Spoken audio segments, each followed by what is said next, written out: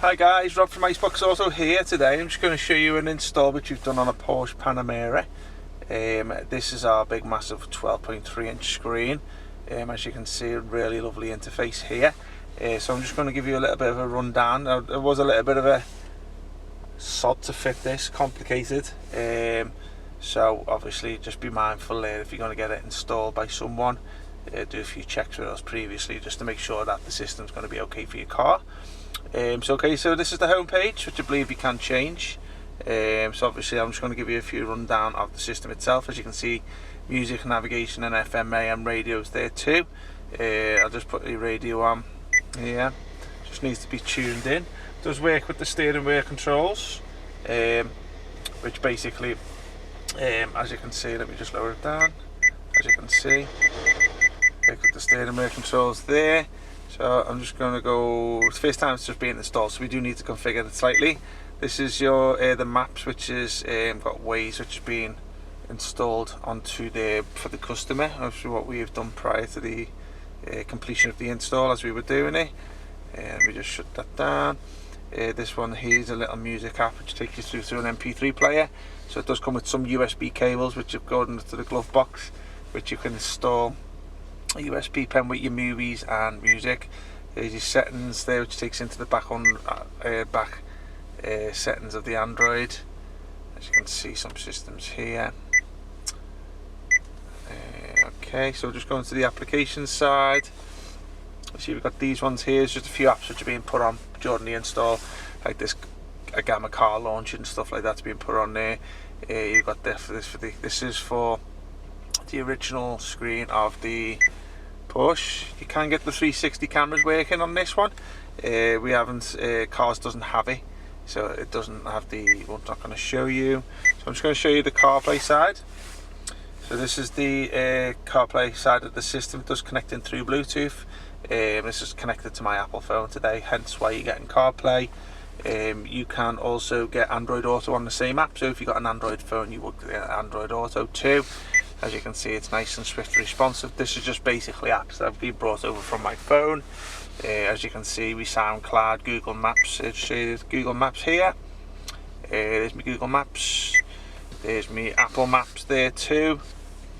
And also you can see some things like DAB radio apps and stuff like that there. That's come over from my phone. Talk Sport, and these are a couple of little messenger apps here. Okay, just going back to the Android system. We're back to that one there too. Let's go over to here.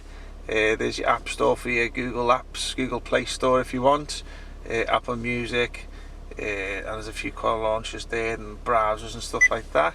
As you can see, it's very swift and responsive as you would normally get with a normal type iPad or top end tablet. It comes with an 8-core processor in there, so it's always going to be fast and responsive. Just be careful when you're buying these sorts of systems online.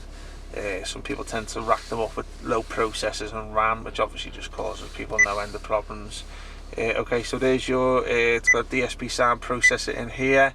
Allows you to customize the sound output if you know what you're doing with that side of things. A bit complicated for me, I tend to leave that for the engineer. File manager, so obviously if you're not in the know, you know. So basically you can upload third-party applications to this. So if you've got IPTV at home, you can put it on through this app or through a USB pen and put the downloaded app on there if you wish. Play Store icon, let me have a little look what that one is there. I think that's just another thing that's being added through the Play Store. 1 second, go back to that one. What else we got? Car UI, let's have a little look. DVR camera, we have installed the DVR camera today, which is on that one there. So it's a little crash camera we've stuck up, which shows the vision of the camera, but obviously this records you driving. So basically you can do all your playbacks and stuff like that. So obviously if you have an accident and you need to get coverage from it, you can do that too. Take it over for insurance purposes. What else we got on here? Let's have a little look. Okay, radar bot, obviously it's a little app that's been put on.